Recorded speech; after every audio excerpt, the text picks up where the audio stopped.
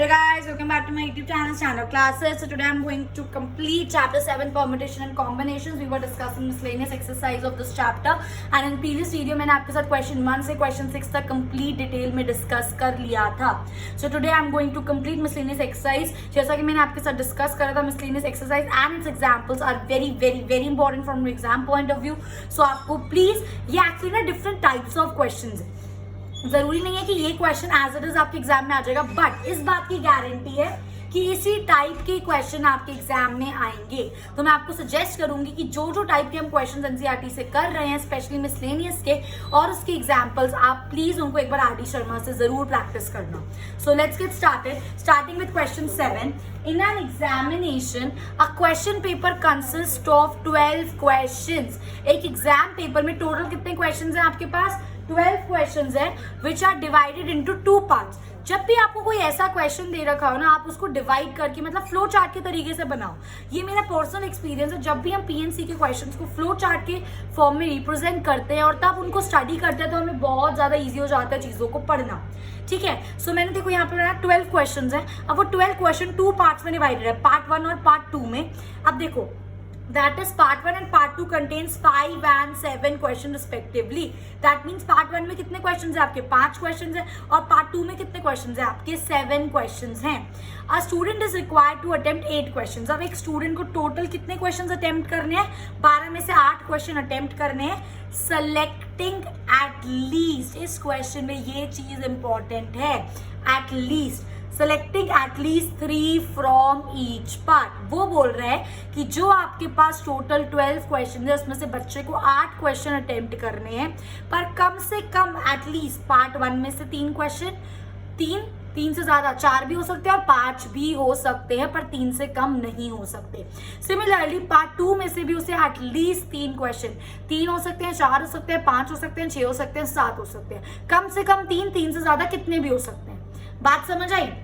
तो इन how many ways can a student select these questions? I hope guys question तो बिल्कुल अच्छे से समझ आ गया होगा.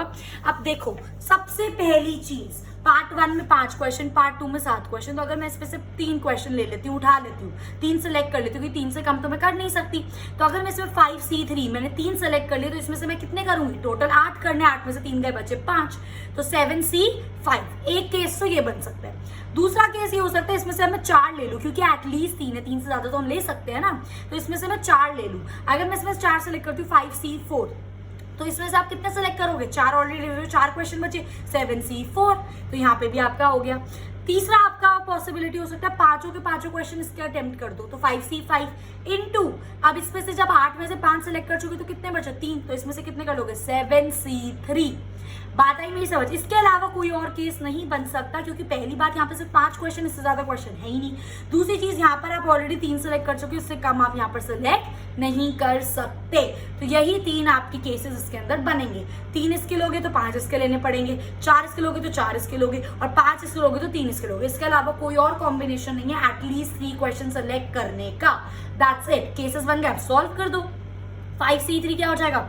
5 factorial upon 5 minus 2 factorial into 3 factorial into 7C5 क्या हो जाएगा? 7 factorial upon 7 minus 5 2 factorial into 5 factorial plus 5C4 क्या हो जाएगा? 5 फैक्टोरियल अपॉन 5 में से 4 गया, 1 factorial into 4 factorial into 7C4 क्या हो जाएगा? 7 फैक्टोरियल अपॉन 7 में से 4 गया, कितना बचा आपका? 3 factorial into 4 factorial plus 5C5 क्या हो गया? I know 5C5 is 1, I know, but आप लिख लो. जिस बच्चे को नहीं याद है तो पूरा फॉर्मूला करे वो.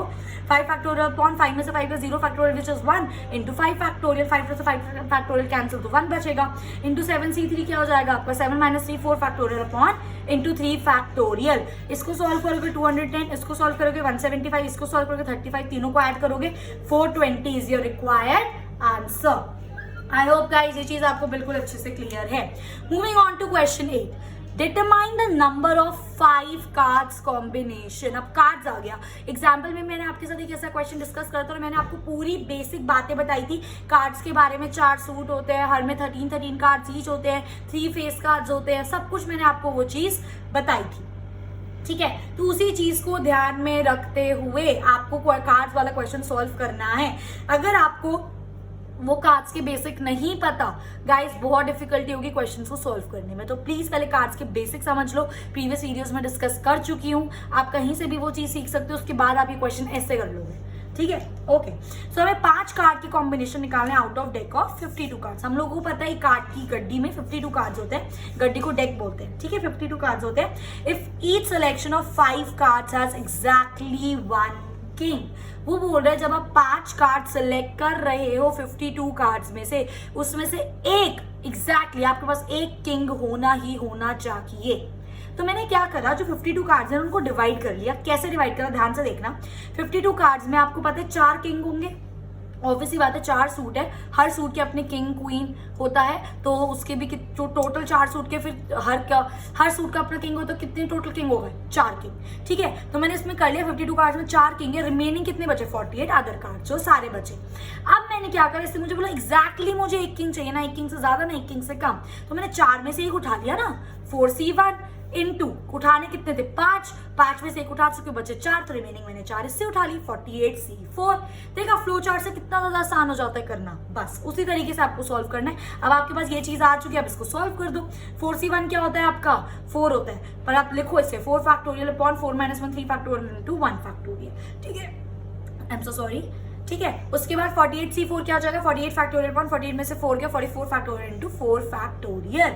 अब 4 को आप 3 तक ब्रेक कर दो, 4 into 3 factorial upon 3 factorial into 48 को आप 44 तक ब्रेक कर दो, 48 into 47 into 46 into 45 into 44 factorial upon 44 factorial, और इस 4 को मैंने खोल दिया 4 इंटू 3 इंटू 2, यहाँ से कैंसिल, यहाँ से ही कैंसिल, सॉल्व करो क्या आंसर आ जाएगा। एग्जाम में उन्होंने ये चीज करी ही नहीं है, क्योंकि उनको पता है कि ये कैलकुलेशन कितना ज्यादा कॉम्प्लिकेटेड है। आपका फाइनल आंसर एनसीईआरटी में भी यहीं तक आपको गिवन है, तो जिसमें आपकी कैलकुलेशन कॉम्प्लीट होती है आप यहाँ तक छोड़ सकते हो लिखकर, आपको पूरे मार्क्स मिलेंगे, बट टाइम है तो कर देना, क्या दिक्कत है, ठीक है। Moving on to question 9, it is required to seat 5 men and 4 women।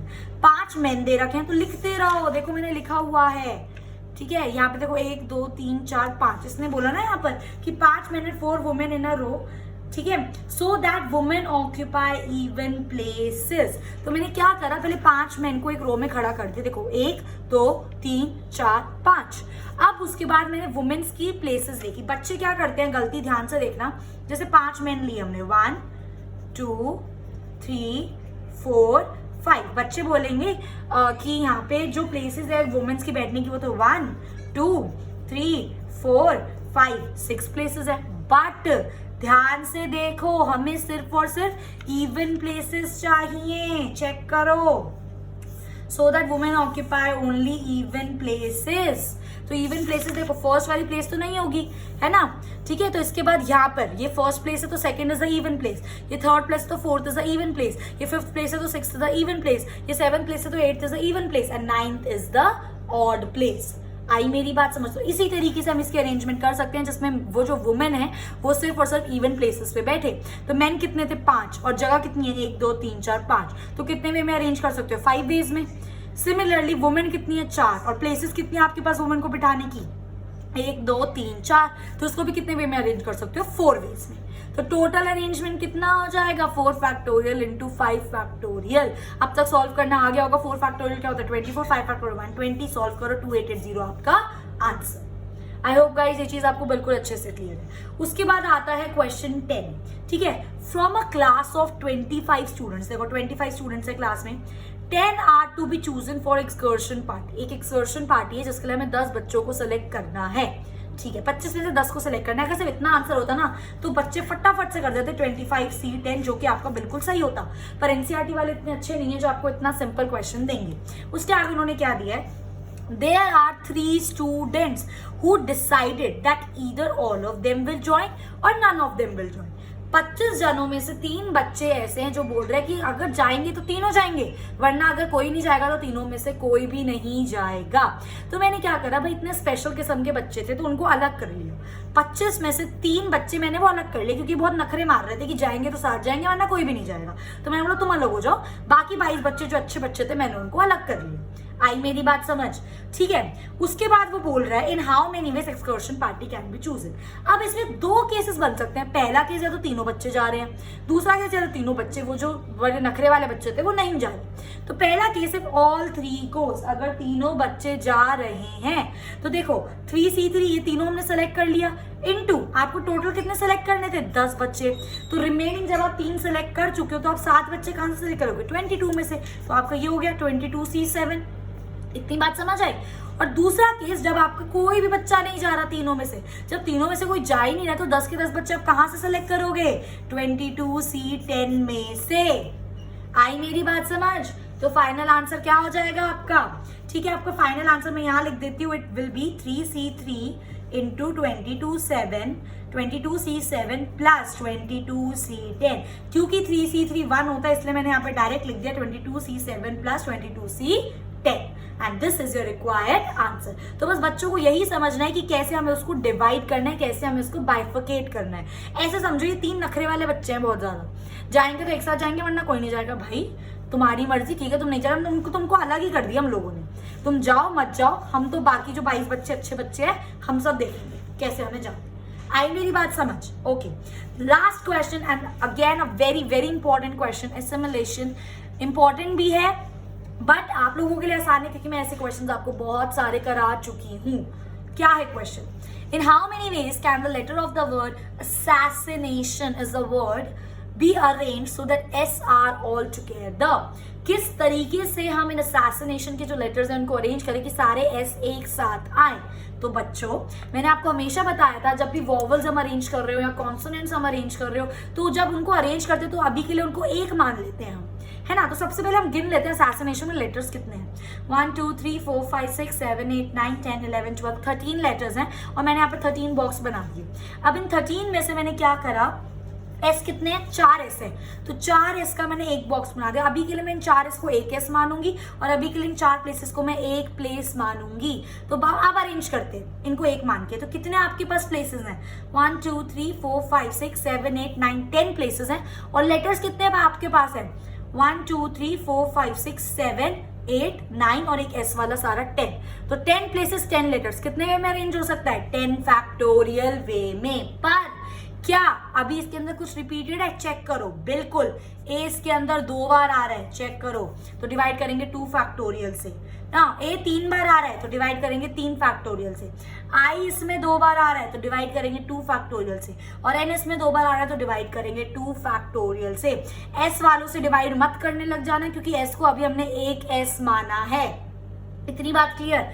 जब ये हो जाए, अब उसके बाद मैंने आपको क्या बताया, हमेशा जब ये हो जाए गो बैक टू योर जो यहाँ पे कंडीशन थी। अब इसको भी तो अरेंज करोगे, चेक करो कितनी प्लेसेस है। 1 2 3 4 प्लेसेस है और कितने ऐसे हैं आपके पास? 1 2 3 4 ऐसे, तो 4 प्लेसेस 4 एस, 4 फैक्टोरियल अपॉन क्या कुछ रिपीट हो रहा है? यस, चारों के चारों ऐसे रिपीट हो रहे हैं तो डिवाइड बाय 4 फैक्टोरियल। ये कौन सी मैम्स कई आप सोल्यूशंस देखोगे या फिर कोई टीचर्स बोलते हैं ये बस ये आंसर है। भाई ये क्योंकि ये कट के 1 हो जाता है इसलिए सिर्फ ये आंसर बचता है, पर आपको ये चीज पता होनी चाहिए ना कि वो कैंसिल होके 1 हुआ। अब आप इसको नॉर्मली सॉल्व कर दो, अल्टीमेटली आपको यही चीज सॉल्व करनी है, ठीक है। आप इसको आगे सॉल्व करोगे, 10 को 3 तक ब्रेक करोगे, कट करोगे, आपका आंसर आ जाएगा। आई होप गाइज ये चीज आपको बिल्कुल अच्छे से क्लियर है। तो ये था आपका question 11 and with this I have completed your complete miscellaneous exercise of chapter 7 permutation and combination. Again a very important exercise मैं आपको ऑलरेडी बता चुकी हूँ, तो प्लीज अच्छे से प्रिपेयर करना और कोई भी डाउट हो मुझे कमेंट करके जरूर बताना है, definitely answer your query. So if you like my video please like करो, share with your friends and subscribe stand out classes if you have not done it yet. I will see you in my next video. Till then, happy learning.